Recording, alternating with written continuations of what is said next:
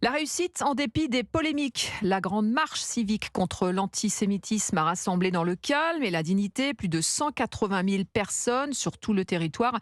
Et au milieu des personnalités politiques, une absence remarquée, celle d'Emmanuel Macron. 8 ans après les attentats de Paris et du Bataclan, le président recevait ce matin les représentants des cultes à l'Élysée. Arthur Delaborde, les représentants des cultes ont voulu porter un message d'unité. Oui, à la sortie de cette réunion de 2 heures avec Emmanuel Macron, le grand rabbin de France, Haïm Corsia, a souligné des mots très forts du chef de l'État, en particulier sur l'empathie que l'on doit avoir les uns envers les autres. Personne ne peut s'enfermer dans sa seule et sa simple souffrance.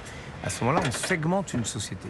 C'est ce qu'on a vécu dans la marche hier, où tout le monde était rassemblé pour les valeurs de la République, ce qui implique de lutter contre l'antisémitisme et contre tous les racismes.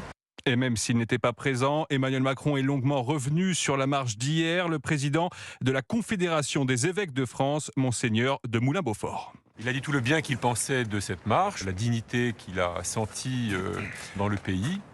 Et il nous a encouragé surtout à ce qu'on multiplie les actions éducatives, en particulier en direction des jeunes.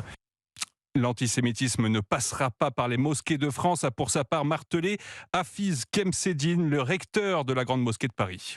Au lieu de faire de cette manifestation une lutte contre l'antisémitisme, il aurait fallu faire une lutte contre le racisme.